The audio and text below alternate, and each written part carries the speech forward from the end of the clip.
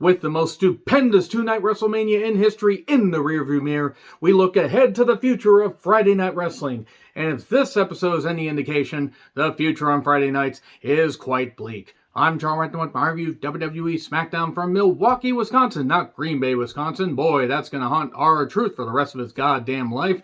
Even though at this point he's almost 50, looks 30, so he will outlive us all. My God, where does the time go? Enough about R-Truth's age and the fact that some people apparently consume blood of the innocent to avoid aging forever and a day that's never. Let's talk about this show. It wasn't very good, and I didn't expect it to be very good. They had a few call-ups, and there are a few call-ups that are already totally fucking wrecked. My goodness, Vince McMahon and co., they just can't leave things well enough alone. When things work, they have to change them, they have to tinker with them. Aha, we'll put the Germans in redcoats. It's such good shit, pal. Ha ha ha. So yeah, post-Mania edition. And it just feels like they're back to the status quo. Mania recaps.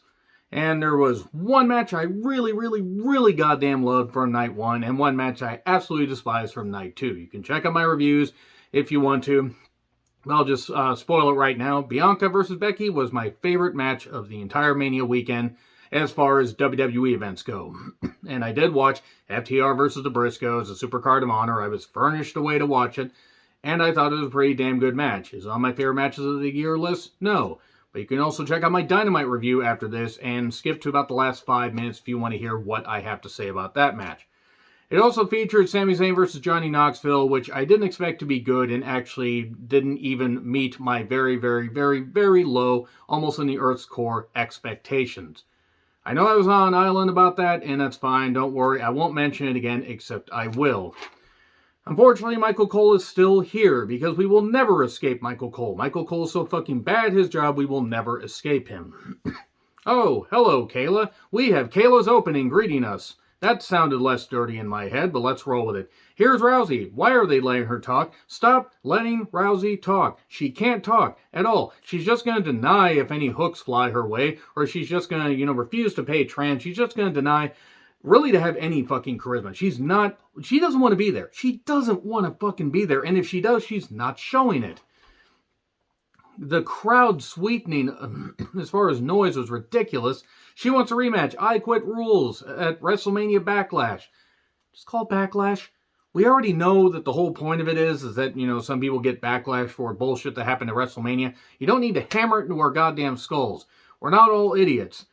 Just some of the people that don't understand how a triple threat fatal four-way or a multi-man match works or whatever. It's like, the champion doesn't have to be pinned to lose her title. What? So Charlotte shows up on screen and says that she doesn't quit. She's a Flair. She doesn't quit. Nope, that was the other one about 9 years ago. Now that tasteless joke's out of the way, she says Ronda says this fight will happen, and I will bend your elbow backwards if I have to get it. Also, Charlotte refused the match. The match at Mania wasn't very good. I have no desire to see a rematch. Anyway, Peter Dune is completely wrecked. Completely. I'm not going to say buried because the guy's got talent. He looks like he sells 1930s newspapers on the corner. It's like, extra, read all about it, bully. He just looks like he's fucking selling newspapers. You took away every bit of coolness and every bit of, badassery, if that's even a goddamn word, from Peter Dune. Now he's Butcher, Butcher Dunshawn. I'll have to work on that one there, but yeah, Xavier with Kofi took on Butcher Dunshawn and with Sheamus and Ridge. First, Xavier says, cut the music. They had already cut the music, and he said he bruised the weights in the gym. Aha! I have written off Peter Dune, and I like the guy. This is a stupid gimmick, and it is not going to work. He literally is like a Newsies version of Scrappy Doo, and I just can't get over it. It's too comical. It's too ridiculous. We know he's small, but he can work. And you put this cartoonish bullshit on somebody, and it's going to skewer the view that some fans have. Some people like it, and that's fine. I don't. And, oh hey, a small package, 1, 2, 3. He loses his debut match on the main roster. Good job there. Good job. Good job. Why is this feud continuing? I mean, I know that Big E suffered the neck injury. because Ridge did what he did, didn't mean to. Accidents happen. God damn it. And then the Newsies have a slap fight because Dunn's just doing the thing. It's fucking stupid. Anyway, recaps of the Anything Goes match. I just want to say right now that I have written off anything that Sami Zayn does in WWE programming. He does great charity work, and I wish him nothing but the best with the Sami for Serious stuff and all the great stuff he speaks out against. He is a fucking tremendous human being. I don't care what he does in his WWE run. He can call me petty, he can call me whatever. That Anything Goes match is the worst match in Mania history. Bar none. It's worse than Taker versus Giant Gonzalez. I'll go so far as to say it's worse than what Hogan did to Yokozuna and Bret Hart. It was the biggest shit that WWE has taken in a wrestling ring outside of anything they did during the pandemic era, which was stuff they were going to do anyway, because they were trying to be all Hollywood and everything. Also, I'm disappointed that none of the Jackass crew actually, seemed to really care about what they were... Just check out my goddamn review. But that's it. Sami's going to face Drew. And then that's going to happen. Pierce says, hey, Pierce gets a note. Something about, being called somewhere, whatever. So, Marcel Bartel is now Ludwig Kaiser.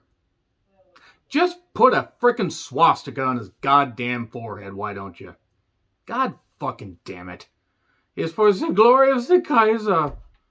He's going to claim his parents were in Austria during the war. Speaking of Austrians, here's Walter, who gets Walter chants. They're in red. Yes, we get it. Austrian and German. You don't have to hammer it into our heads. Walter beats a guy named Joe Alonso. The theme's terrible, by the way, and Walter's toast. He's fucking toast. He does the chops. He's in great shape. It's a terrible name. I'm not talking Walter. Gunther Stark. Was ja. They might as well just have him come out in lederhosen and try and do a goddamn German dance. Walter wins. God. Just let people be themselves. God, when Vince croaks, I won't miss him at all. Anyway, and maybe bury Bruce with him. Maybe do the thing Mr. Burns was going to do with Smithers and take Bruce with him. Take Dunn with him. Take Johnny Ace with him. Anyway, Raquel Rodriguez. She's no longer Gonzalez. She's no longer Reina Gonzalez. She's Raquel Rodriguez. SmackDown has one of the most impressive women's locker rooms in the entire WWE. NXT, Raw, SmackDown, NXT, UK. I know that they have alleged separate brands, but it's still all one locker room, and I don't think that Raquel knows what the fuck she's saying, and I don't think she's known what the fuck she's saying for a while. Hey, Los Lotharios wanted to kiss her, and she said no. She probably wanted to send them over the wall, knowing how Raquel feels about her own people. Recaps of Drew, dripping his sword all over the ropes. And then happy talk. And basically this comes down to Moss getting upset. They were cheering Moss, which means that I hope that nothing good happens to a Milwaukee franchise outside of one of my friends. I hope they do win, but anybody cheering for Moss, seriously, it's a stupid gimmick. Get the stupid suspenders off of them and I might care. Oh no, they brawled and whatever, and I don't care. I don't want to see this feud. Can you tell I didn't like this episode? And I wanted to like it. But they didn't start good, and they finished all right, I guess. Jinder wants a shot at Ricochet. Ronda interrupts, and him and Shaky Shanky leave. She wants the I Quit match, and Pierce says we'll find out an answer tomorrow. Tomorrow? Yes, Ronda. Not today. Tomorrow. I know a calendar is difficult for you to understand. Tomorrow. And by the way, I think Ronda was more upset at Pierce because she confused him with a crisis actor. No, I'm not going to stop saying that about Ronda. Maybe when she goes away and never, plagues the wrestling program again, I'll be happy. Drew versus Sami. Drew wins via countout, and I've written off Sami. Recaps of McAfee and Theory and all that stuff, which was at times entertaining and at times watching Vince try to move was sad. Lacey's story, Chapter 1. She is now back to the military garb. Her dad was abusive. Her mom moved her and her siblings around. She learned to fight and fight and fight for her right to party, I guess. And they're using her military background. Good stuff. And she's gotten in incredible shape for just having a kid a year ago? No, not even a year ago. God, she had the kid October, November. Good on her. And if this is a way to reintroduce her, that's fine. It's a repackaging, I understand, but it is what it is. Liv is here. Kier, stop thinking about it. I know you're... Kier, stop it. Get some help. So, Cody versus Miz on Raw, by the way. Yay. By the way, I also give this whole Lacey thing 8 weeks before they give up on it like they did with Xia. Where is Xia Li? Where is Xia Li exactly? Get rid of the 3D lightning effects and maybe you might actually have something. Liv and Sasha, Naomi on commentary, not a bad match. Natty and Shayna were watching TV like totally normal humans do. And Liv has improved a lot. We get a superplex spot and the most devastating maneuver in all professional wrestling, the surprise roll-up 1, 2, 3. Good enough match. Probably the best match on the goddamn show, to be perfectly honest. Liv wins. It was a big deal. The biggest win in her career. Yeah, that whole feud with Becky, I guess, never fucking happened. And Rhea's totally going to turn on Liv and just pound her down and top her and rub one out and... wait, no, maybe that's me. Moving on. Boogs will be out for a while. And I hope he recovers. 100%. Regardless of how I feel about the gimmick, I hope he recovers. What's next for Roman? Well, Roman says Usos, go to Raw and get the tag titles and unify them because I have these 2 titles. That's basically it. Then Nakamura shows up to challenge him. He says, let me give you some of that bloodline love. He hugs him, the Usos super kick him, so Nakamura versus Roman at WrestleMania Backlash. Okay. I just can't wait for the day when we get new management. Some kind of management that doesn't turn wrestling into a fucking cartoon. I recognize that there's cartoonish stuff in all of wrestling, but WWE has got to figure out a way to balance the serious and the cartoonish nature.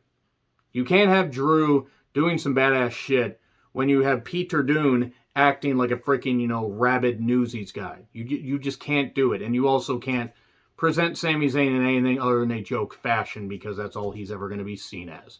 Anyway, agree, disagree with what I said, like, share, subscribe, Twitter handle in the description. I'm John Retland. I'll see you soon.